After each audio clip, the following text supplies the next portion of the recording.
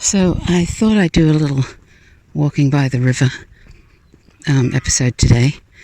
It's, as you know, I haven't been doing very much of my own commentary in the last 6 or so months, probably even a year now.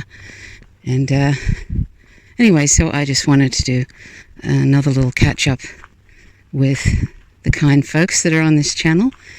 And I'm just walking by the river, and it's amazing how the river can look so different every day. I bet if you did some kind of a coffee table book, doing 365 days of the river, you would get a different view every day. And it's a bit like people, really. Individuals, we all have every day in some ways is different, even if we think it's a bit like Groundhog Day. The way we feel is different, the way we think is different, maybe, depending on who we are and the way our interactions with people and our perceptions of things that are happening around us, our interpretations of things that are happening around us. It's all really a different movie every day.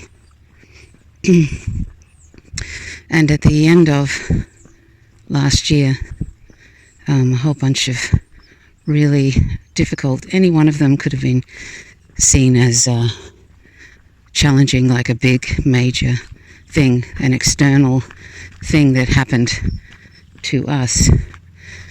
And one of them in particular could have really broken some people, but we managed to get through that. And external things, they, in this time of end-stage capitalism, can be really challenging.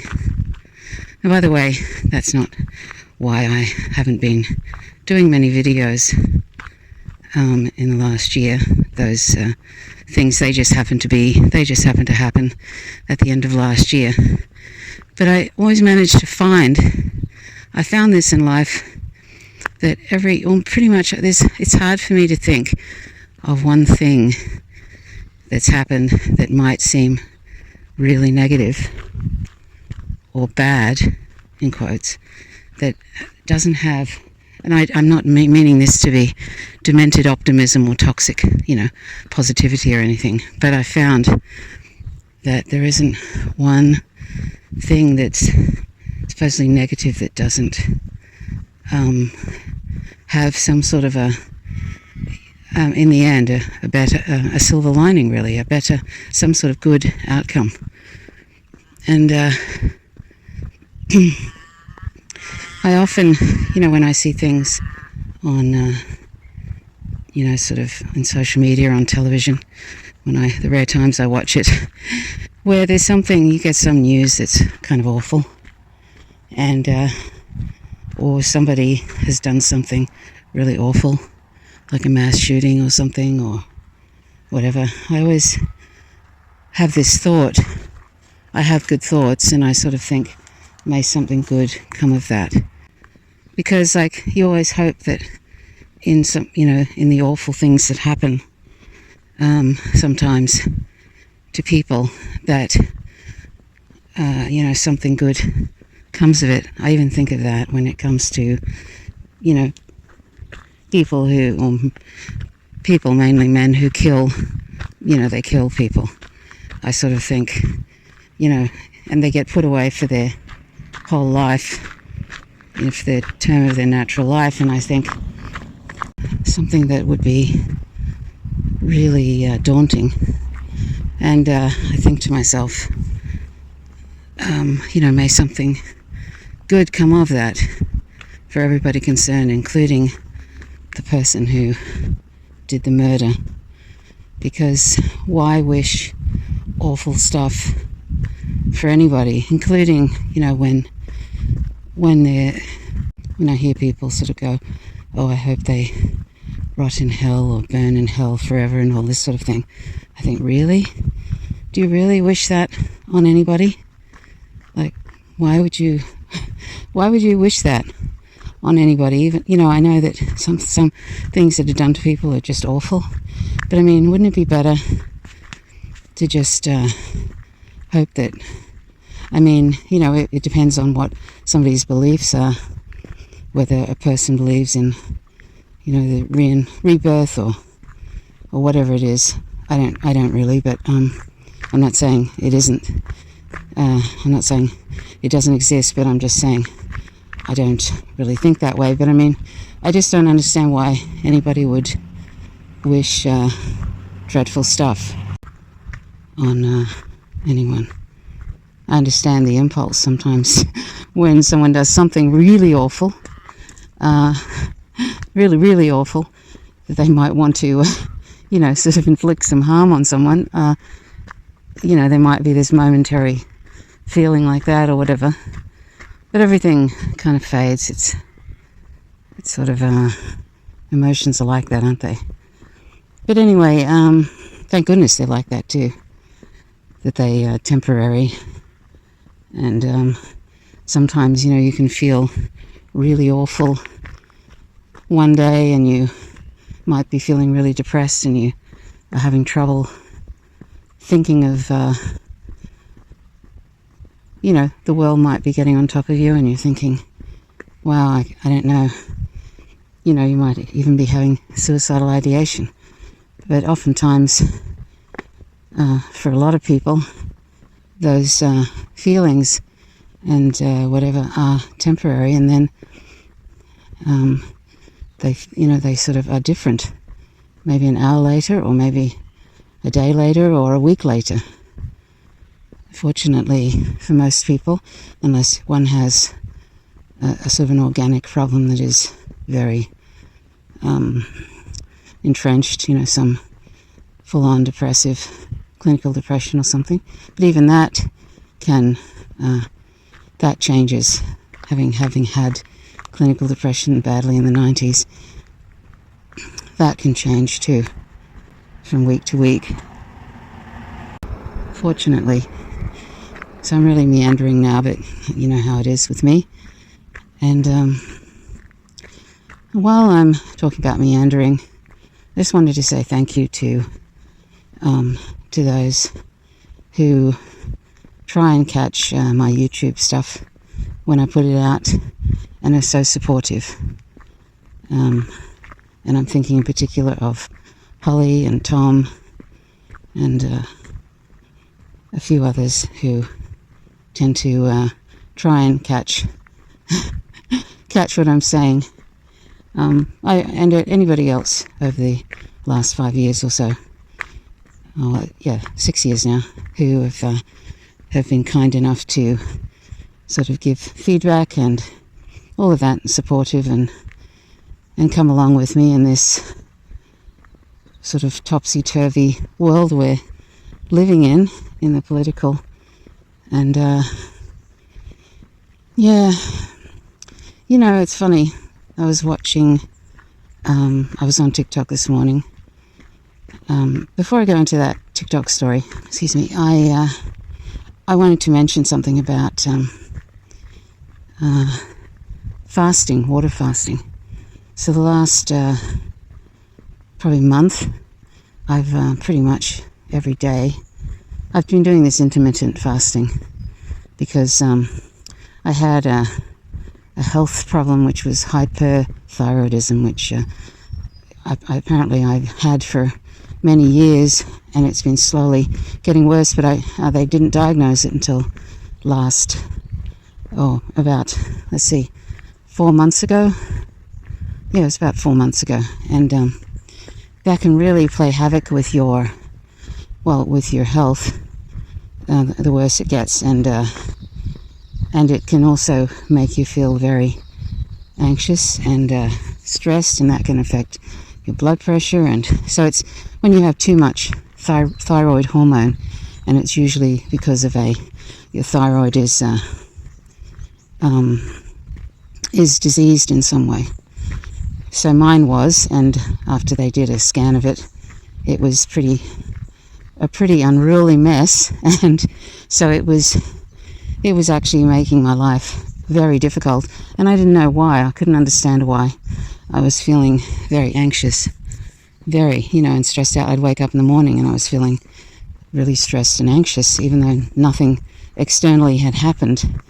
And I thought, oh, maybe I'm just not, I'd been working on, because this had been building up since 2013, and I didn't know it. And it was just slowly getting worse, but no one had diagnosed it. They were looking for hypothyroidism, which is something I had up until 2011, and then it seemed to turn into something else, turned into the other thing. Not enough thyroid hormone, then too much, but it was a slow progression, and no one seemed to pick that up. And they also attributed it to age or something, Suddenly, about 3 years ago, my blood pressure went strange, and I was getting fast pulse rates, but nobody sort of picked it up because it didn't have other classic symptoms, and it was a slow progression. So anyway, so finally, when it got really nuts, that's when they picked it up, fortunately. And but I'd been managing that, not that I knew it was happening. I'd been managing it with it being in the present moment. So that was the good thing that came out of it, because I was sort of forced to be even more present than before. And and I really worked on that to try and manage something that was actually chemically induced stress and anxiety. It didn't, of course, fix the fast pulse rate or help the blood pressure much, but it certainly helped me from really being terribly affected,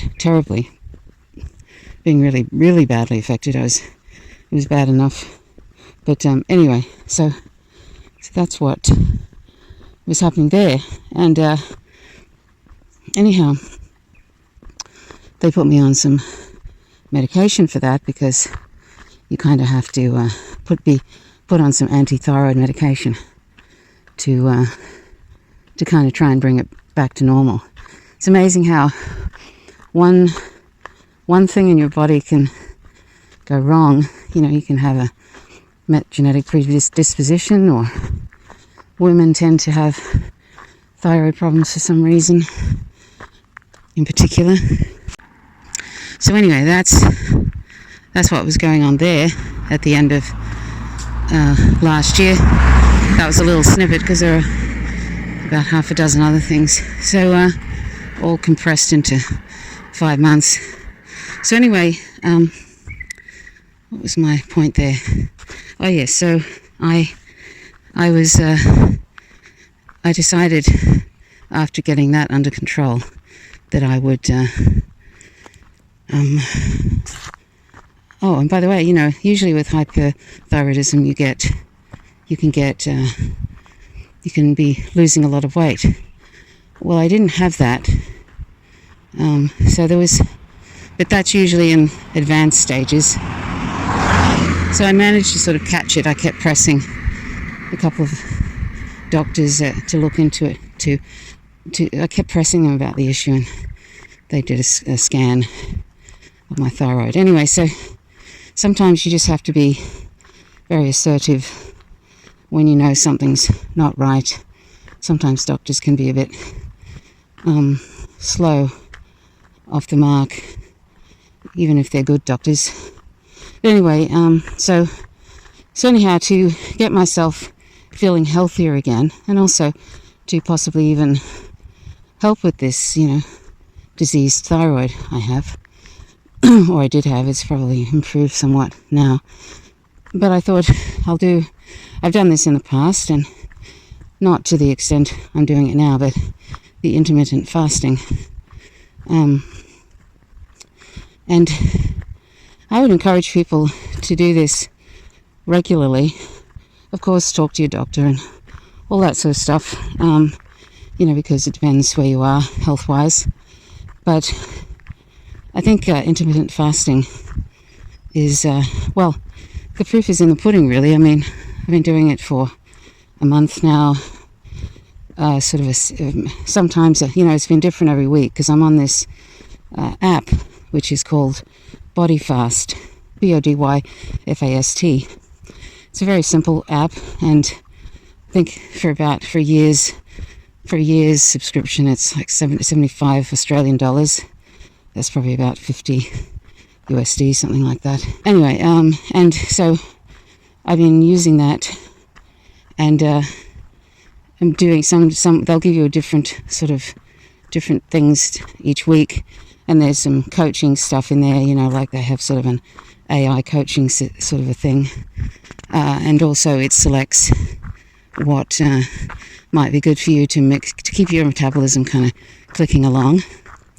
And so sometimes it'd be like 16-8, that's 16 hours fasting and 8 hours window of eating, or sometimes like this week I'm doing, now that I've been doing it we've been doing a let's see, like probably 4 days of this week, 24 hours of fasting and 4-hour window of eating, that kind of thing. 24 hours of fasting, and then we might have, the next day might be 8 hours of eating, or maybe the whole day off.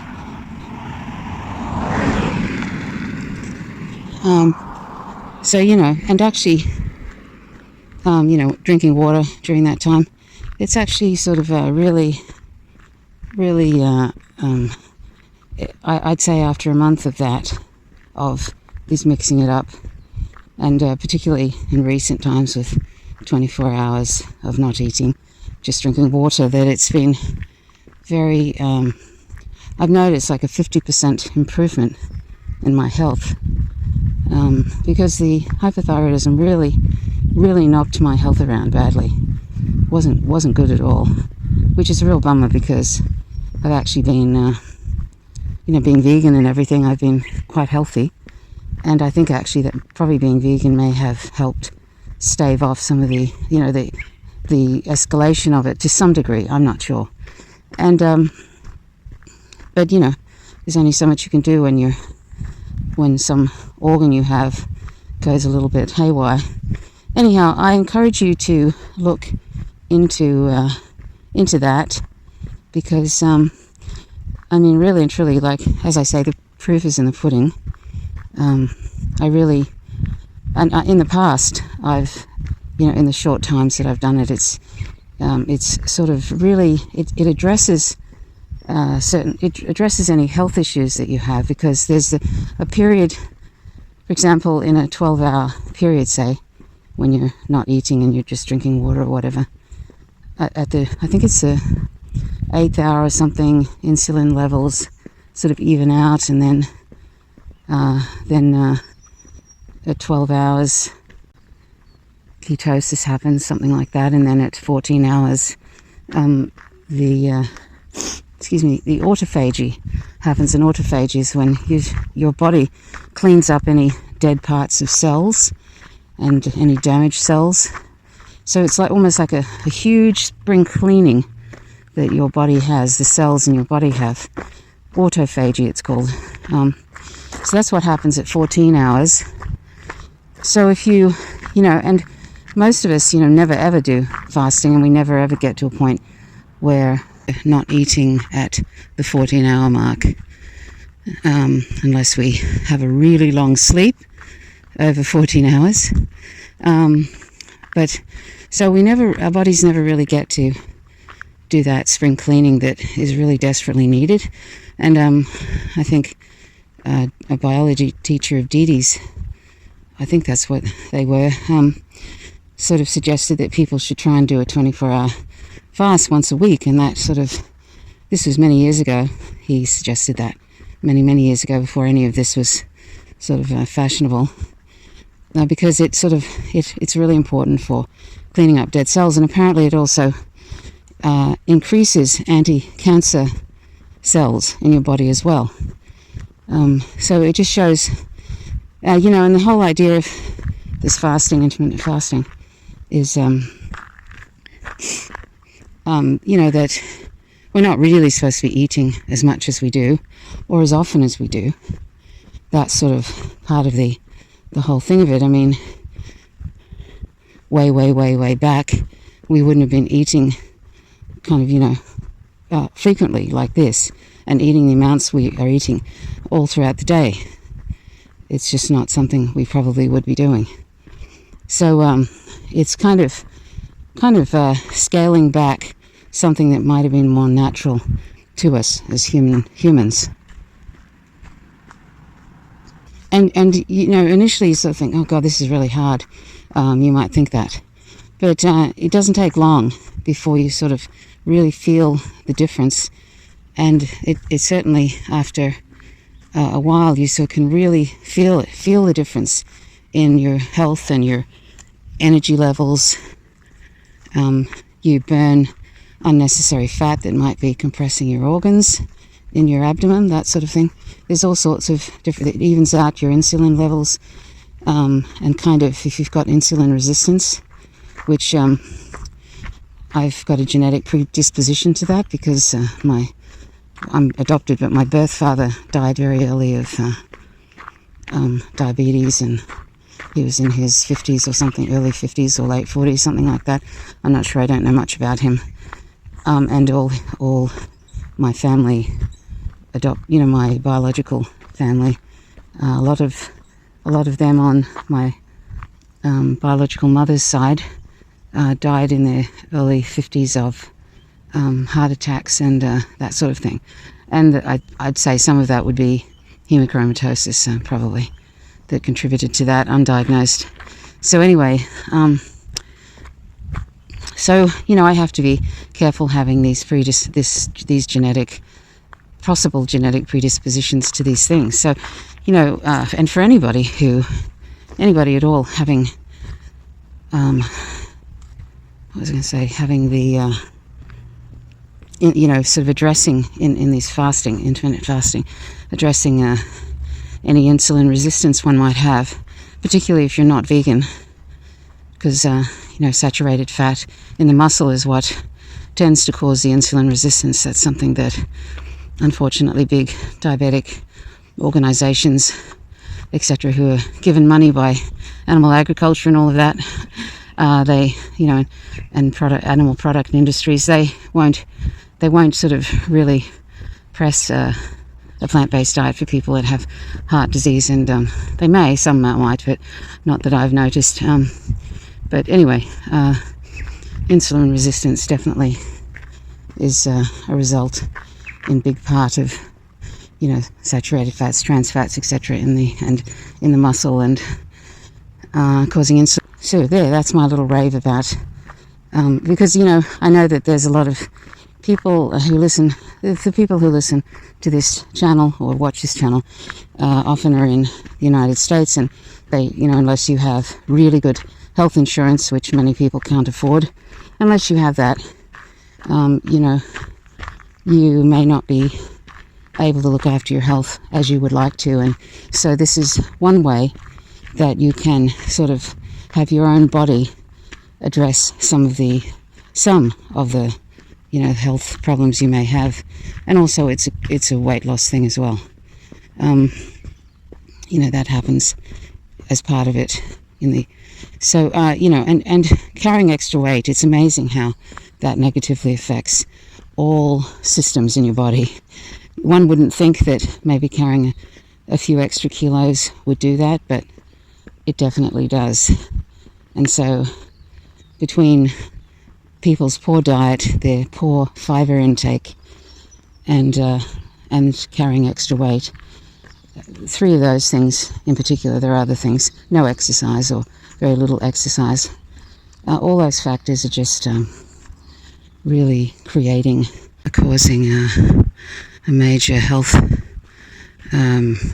problem for a lot of people, sort of epidemic levels of diabetes and all sorts of things from just poor diet, little exercise, too much stress. I mean, capitalism really is responsible for a lot of this, because if people were happier, if they had free healthcare, free education and proper housing and all the basic, like had the Maslow hierarchy of needs sort of addressed, they would probably be eating better, of course, we live in a non-vegan world still, so people are still munching down on animals' flesh and secretions and stuff, and that's really sad. But it's also really bad for health as well as the planet, the climate crisis. But who knows if we'll ever get a hold of the ethical reasons to be vegan. I see a lot of resistance again from people. Maybe there's a little bit of a wane, and maybe it will wax good again in the future.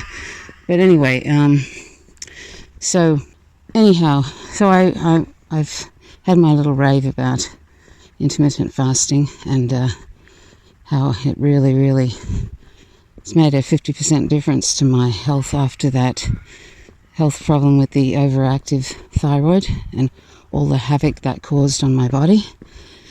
So I hope people will consider that. Check with your doctor first, and then read a lot about it, and then read about all the good things that happen when you do it, and that will probably motivate you to want to have a go. And you can do it ongoing. That's the great thing about the Body Fast app. There's apparently tens of millions of people all over the world doing intermittent fasting as a regular thing, like almost like daily basis stuff. And so that's a good thing. And also, as an added ancillary benefit of that, you save money too, because you're not consuming as much food, so you don't need to buy as much food. And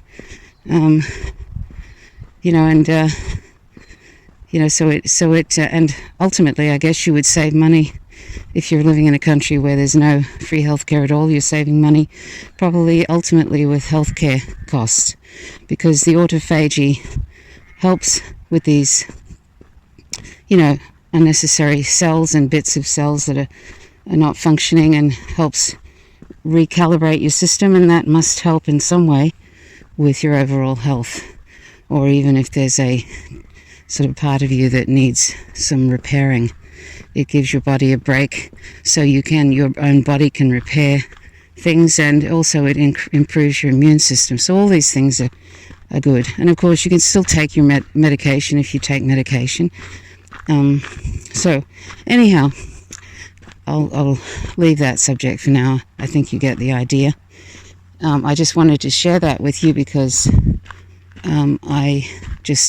anything I can't help myself. Anytime I find something that I think might be beneficial for people that I've actually had some involvement with, I tend to try and share that, because I don't know, I just think, it helps, because I'm not trying to sell you anything.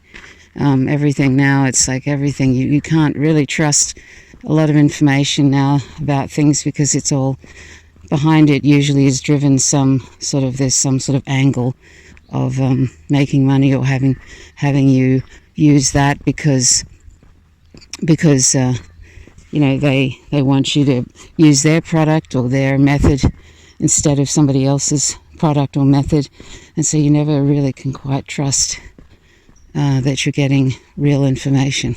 Also, if it's not selling something, meaning, for example, the fasting, you're not exactly selling anything. Of course, there are people that are making money through, apps and things like that. But ultimately, there's no sale of any product when it comes to fasting. So that's something that a lot of, say, drug companies wouldn't be interested in. That's why they'll never push a plant-based diet, because that would mean people would be not needing to ingest a lot of medication for cholesterol and high blood pressure and all that sort of stuff. So, the things that are probably most beneficial for people that you can do yourself, that don't cost anything, you're probably not going to find people. You're probably not going to hear drug companies or whatever talking about it. Look at how capitalism has managed to take over something like meditation and yoga, and now really expensive yoga courses and really expensive meditation courses, and it's become a boutique thing, which is kind of really sad because it was never ever meant to be like that. Anyway, I digress. So I'm just going to talk about whatever comes to mind, so you may find this interesting or not interesting, or sort of think, geez, what a waffler. But anyway, so I was on TikTok this morning checking my own account, Paint Signals for Vega, on there, and that's doing very well, by the way. 6,500 now, and I've only been on there less than a year, and a lot more engagement, lots more engagement on videos. Although they're not really my own content, it's just snippets of independent journalism. But if that gets people interested in leftist politics,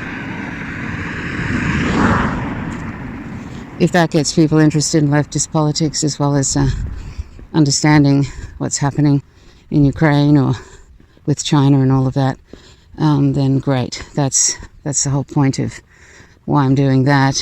You can only put 10 minutes in, so that's a bit of a pain, but that's how it is there. And there seems to be less suppression on there for anti-imperialist stuff. They have the occasional spit the dummy and will not allow something that I've put up, and they take it down, say it's inauthentic, even though it absolutely isn't. But there you go. I think that could be because of pressure from the United States, threatening to ban TikTok, so they feel like they have to do that every so often. I don't know, because as you know, the app, TikTok is mainly, I think, Chinese owned. So, but they've made all the government employees in the US take TikTok off their phone. I mean, seriously, they're not allowed to use it. And that would only be because they're worried that China might be a lot more forgiving of anybody who's putting up anti-imperialist content on TikTok. And that's the US's government. The military-industrial complex is so afraid that people might get to understand what a corrupt and evil force, U.S. empire is, when they're not propagandized as much, which so much of the American public is highly propagandized. Also, not only are they highly propagandized, but they've been also indoctrinated into the American exceptionalism myth. And I'm not saying everybody has bought that, but that is something that is a real problem. But I think people are getting the idea that the US is not exceptional at all. At least those who are, at least most of the population who don't have health care and are struggling to pay rent, or who are homeless, and there's more and more people facing homelessness, all that kind of stuff. After a while, the whole, isn't America doing great, and it's the greatest, wealthiest country in the world, and most people think, well, it's certainly not. My experience certainly isn't that, feeling great about it being the wealthiest country in the world. It's not trickling down to me.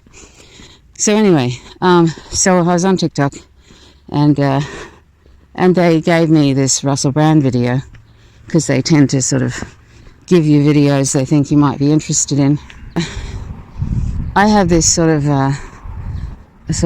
dislike sort of thing with Russell Brand, where sometimes he's doing really great sort of spiritual stuff, or he's making really good commentary about something, about warmongering and that kind of thing, and then he switches over into right-wing kind of conspiracy theories. It's sort of, he's going back and forth, but probably leaning more to the right now. Maybe he was having financial troubles and noticed how when he talked about anything that was sort of a right-leaning conspiratorial thing, he would get a lot more engagement and make more money, which seems to be the case with, I think this is something that people who used to be on the left, whether they were leftists or not, who used to be on the left have realised that the right have a lot more money, and leaning right will bring in a lot more money. So even if it's completely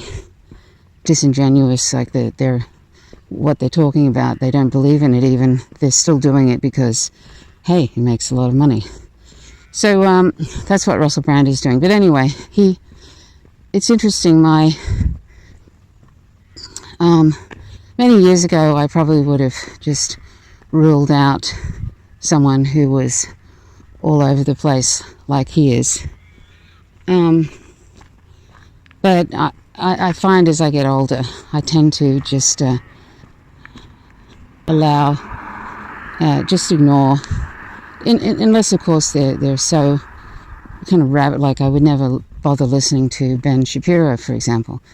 But somebody like Russell Brand, he has at times very interesting things to say, and I think even though I'm hoping that he's not pulling people over to the right and taking them down the fascist pipeline. I'm hoping that. I don't watch him that much really at all, hardly ever now, but he's got a lot of followers, like about 6.5 million, and he does talk about US imperialism on occasion. I'm not exactly sure how correct he is, because he sort of seems to have half-baked research into stuff, but at the same time he sort of does talk about it, which is something that a lot of other people that are all over the place or sort of right-leaning, I'm not including people who used to be on the left, but I'm just talking about people who have large followings, never talk about US imperialism. That's a no-go zone. So at least he's doing that, and hopefully people aren't being pulled over to the right, but they probably are to some extent. But at the same time, he's also talking about, on occasion, US imperialism, or that the corporate media are lying to us. But then again, he's focusing on that it's, this is the problem when people get into partisan sort of things. They, it's not the Democratic Party that is responsible for all the propaganda. They all do it. GOP and Democratic Party, they all push their own little lying wheelbarrow of propaganda, and it's just like this cartoonish sort of fight that goes on in front of us, and it's just such nonsense, and it's like this sort of this phony fight that's going on, and neither of them are telling any sort of truth, and we're all sitting back watching these kleptocrats sort of making out as if the other side is evil and they're good. I mean, God, it's sad. So anyhow, I'm sorry, I'm waffling. I'll probably round it up soon. Social media is sort of, I don't know. I don't know if it can get much worse than it is already, but it probably can. And like ChatGPT, if people start going for that, that's definitely pro-imperialist leaning. I think I've mentioned on the community section that when I asked ChatGPT, how many countries the US had invaded since, had overthrown or attempted to overthrow since World War II. They gave me like 4, and then was always ended off with this, but some say this and then some say that, and and opinion, there's this opinion, and making out as if it's some sort of vague thing that isn't obvious or isn't documented or something. And then when I pressed it again, And then it sort of listed a bunch of, it mentioned 80 or something since World War II. I literally had to push it to give you the correct answer. It could actually give the correct answer, but it preferred to give this waffly BS thing. And that was something I noticed that it was doing on a number of those types of issues, including, apartheid Israel. And so, it's very clear that they have programmed it not to be clear about issues, which is no surprise. It's no surprise, but it's just another propaganda tool, really, of the oligarchy. And there'll be more of that. I think Elon Musk is going to make his own because he probably thinks that they're going to program it sort of against him in some way. So he's going to make his own. It's just these billionaire oligarchs who are, basically think, and they do, and to some extent, control, narratives now. He owns Twitter, and another billionaire, Jack Dorsey, who used to own Twitter and who was very much in obedience, to the U.S. national security state. He's now started his own. Social media thing like Twitter, but I don't know. It's called Blue Sky. And I think he's just in the beginnings of, say, inviting people to check it out. And, but, you can guarantee that he'll be trying to keep the U.S. national security state happy, and sort of, making sure he's not allowing too much in the way of anti-imperialist content, that kind of thing.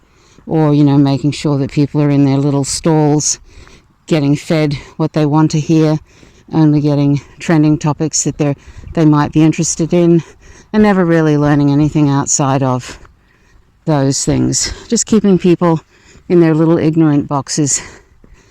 He'll probably do something like that.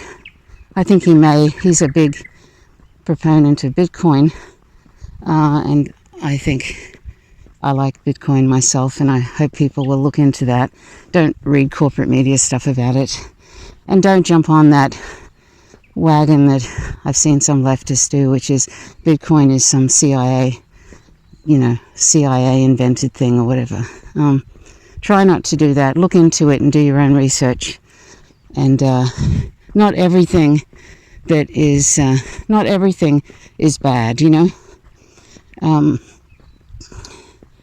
and some things actually, even though it's still in a capitalist system, but it's actually better than the fiat Ponzi scheme we've got going with the banks and constantly being bailed out and telling you when they bring in the stable coins, which they're going to do. If they don't like what you're spending your money on, if it's a leftist independent journalist, or if it's WikiLeaks, which they already did many years ago, stopping payments via MasterCard and Visa, etc. Well, they're going to do it now with stable coins and remove cash, fiat cash. They'll have digital fiat. So they can just control your bank account, basically. And that's not a conspiracy. They've already done it with WikiLeaks. But this time the government has direct access control over your funds. So that's why it's probably not such a bad idea to look into Bitcoin, which is decentralized. It really can't be messed with. It's limited in its amount. It's not like fiat, the never-ending, quote-unquote, printing money that we see, that is not backed by anything. It's just the government issuing more and more money and devaluing money, and the Federal Reserve, raising interest rates to cripple the global South, and to drive people to the big banks, and sorry, this probably sounds a little bit weird coming from me, this talking about the Federal Reserve and all of that, but the Federal Reserve really and the government are sort of in cahoots. So, if they can cripple with high interest rates well above or well above what they need to, if they'd actually addressed inflation, decades ago, and if they hadn't switched from the gold standard to just being able to put out oceans and oceans of cash anytime and bail out big banks anytime their corrupt behaviours sort of ended up in a crash, all of that sort of thing. If that wasn't all going on and they just sort of had some kind of real monetary system, and this is all under capitalism, so I mean the whole thing is problematic, but let's just forget that for the moment. Things have been, basically cash is trash, really. It's just it's losing value, and so and it's backed by nothing. It's just money being put out by the trillions, and it doesn't have any backing. It's like having a monopoly game and being able to go and print up a bunch more monopoly money and just put that out there, and then any time one of those corrupt big banks gets in trouble, or Wall Street, you just give them $1 trillion worth of cash, and it's just money to the buddies, right? So cryptocurrency, I'm not talking about all cryptocurrency, but things like the safer ones like Bitcoin and Ethereum, and maybe even Cardano, that sort of thing. Bitcoin in particular, Bitcoin is decentralized. It's scarcity. It's only got 21 million, so it's going to go up in value. And yes, it's volatile at the present time because it's only 13 or 14 years old now, so it's in its early stages. But at some point, it's going to separate from stocks. It is a store of value. It's like digital gold. It's going to stabilize. It might take a few years, but it's going to stabilize, and it's just about to have another bull run. Every 4 years, it has a bull run. There's a bear market, and then there's a bull run, and it's coming to the end of the bear market. Probably another few months, and Bitcoin will be right at the bottom. It'll be about 10,000 USD, 10,000 USD, and then, even though that seems a lot, if you're able to, and this is not financial advice, but if you're able to buy some of it, and it's according to a number of business people, it's likely to significantly gain in value over the next 7 years. I mean, significantly, where 1,000 may, if it was $10,000 at when a person bought it and they bought $1,000 worth, that $1,000 could become 100,000 USD in, say, 2030. It's that kind of exponential value that is possible with Bitcoin. Now, you might think that sounds wacky and whatever, but when you have a scarce asset that is decentralized, that isn't backed by nothing, if you read the white paper, it's really solid money, better than like the best kind of solid money, if you can call it that. And it's as good as gold, at least, except it's digital gold. It's a store of value. So if you want to sort of address the inflationary aspects of the fiat currency, then that's one way of possibly being able to do it. Now, I'm just saying this isn't financial advice, but just on the research I've done, that's what I've discovered about Bitcoin. And there's a lot of fear-mongering and a lot of poo-pooing. Like when finally Bitcoin gets down to the lows, which it will, and there's a recession coming in the second half of 2023, a big one. It's going to be bad. Well, some say it'll be very bad. Some say it'll be a light recession. I don't think there's such a thing. But anyway, that's coming. So stocks are going to fall. Bitcoin is going to fall with it, but it is going to then rebound, and then there's a bull market probably for the next 4 years with Bitcoin. And then you probably have to sell it again and buy it back at the bottom, that kind of thing. Maybe not, who knows. But and I've my last video, which was about that, and I suggested to you to follow Gareth Solway on Twitter, and if you can, follow him on his verifiedinvestingcrypto.com. You get a really good technical analysis of Bitcoin so that you don't end up buying at the highs and selling, panic selling and stuff like that. But I just think at this point, with how crazy the financial system is, and we're all still living under capitalism, so we may as well try and find an inflationary hedge, which is what Bitcoin is. And people say, oh, it's a risk asset and stuff like that. Yes, well, fiat currency is risky too. It may not be volatile like Bitcoin is right now, but Bitcoin's going to at some point stabilize, and then it's going to be very valuable because of its scarcity. So I'll leave a few links to some resources that you can look into this, but just keep away from corporate media when it comes to Bitcoin and stuff. And also, if you do happen to buy Bitcoin, make sure that you put it on a ledger that's a self-custody ledger and device, and it's a cold wallet, which keeps it offline and not on any of these centralized cryptocurrency platforms, because there is very little regulation in relation to cryptocurrency platforms. And when you have money or assets on a cryptocurrency platform that is centralized at this point in time without the regulation, they own those assets. So you don't want to leave anything on a cryptocurrency platform. So just get a self-custody, getting a ledger, and then just hold on to that, hodl, as they say, and get some good non-hypey information about it, like from Gareth Solway, that kind of thing. So anyway, I didn't expect to be talking about cryptocurrency, but like I say, when I find things that I think are beneficial to people, I like to talk about it. It's hard for me to keep it to myself because I want everybody to do well. I want people to do well with their health. I want them to do well and be able to survive how basically governments are trying to crush the populations and have everybody homeless almost. They don't care because they don't need us anymore. If they ever did, they don't need us. AI is coming in.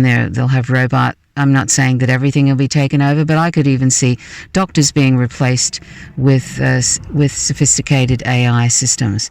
So it's coming. The oligarchy want to consolidate all power, and they don't care about anybody other than those in the upper 1%. So anybody, no matter how professional you might be, even if you're a doctor and you think you're safe, I'd say at some point even doctors won't particularly be safe when you have sophisticated AI that can basically scan all the medical journals, pass medical exams. And why wouldn't you, if you can have somebody sit or get medical advice and treatment from an AI system that can basically know much more than a doctor and be up to date much more than a human doctor? Why wouldn't you, if you were a hospital, why wouldn't you want to use that and save money? It's all about cutting corners, right? So it's coming, that first they came for the communists, then they came for this one and that one. All the folks that used to sit back and just watch poor people getting crushed, well, it's coming for them now. So that's the thing. It never ever stops at one particular group. People think that it's going to do that, and they think, oh, this doesn't involve me. I don't need to worry about it. Fuck those poor people, or fuck those unemployed people, or, fuck those people on that are disabled or LGBT people. I don't care about them. Eventually it all comes for everybody, because that's what greed and power does. It doesn't care about any particular group. Everybody is just a resource, just like animals are a resource. That's why speciesism and all these other discriminations are related, because ultimately speciesism equals all these other. They're all faces of the same ignorance. They all cause violence. So ultimately the upper 1% don't care, who is being abandoned by the system. If they can cut corners and cut out everybody who's a human involved in, and that includes doctors, they will. If any way they can cut corners, they'll do that. And if you're irrelevant to them, if you're not needed by them, they're going to be happy to abandon you and anybody else. And they couldn't care less if you're homeless or you're starving. So that's why I mention these different things, because it's if we can mitigate some of the awfulness until this dreadful capitalist system ends. And I don't see any revolution happening in the West. It'll probably come from the global South and the multipolar world.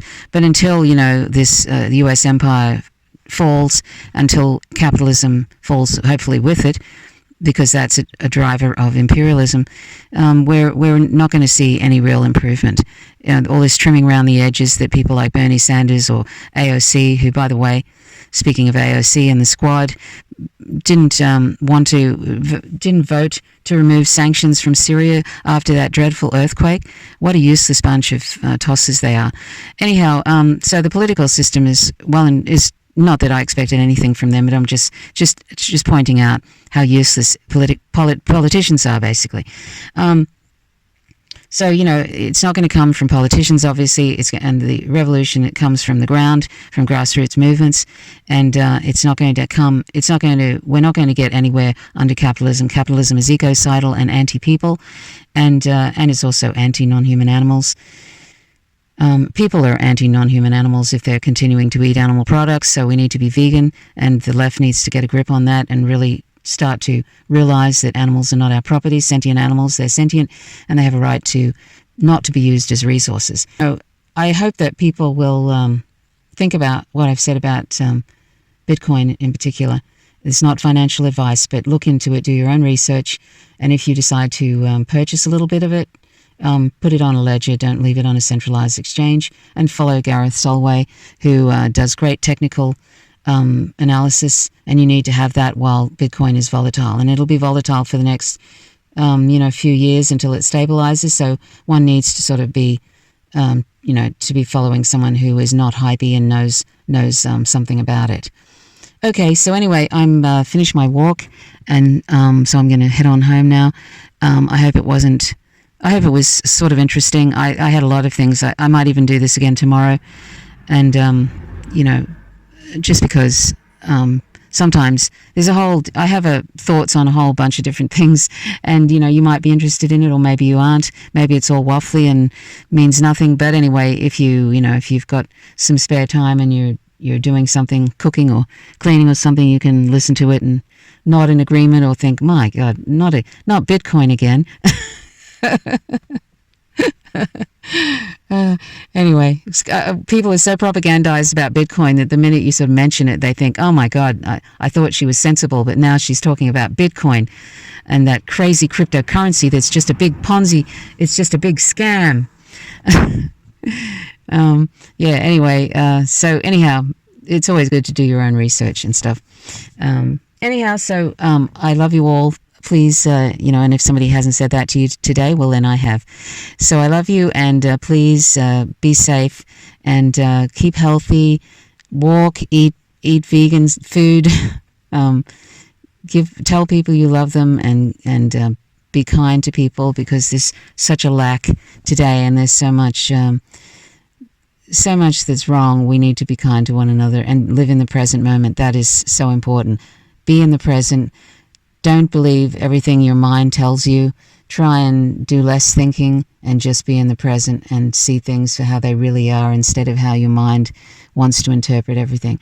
Okay, I love you, and till next time. My name's Trish Roberts. You're listening to Faint Signals from Riga. Bye for now.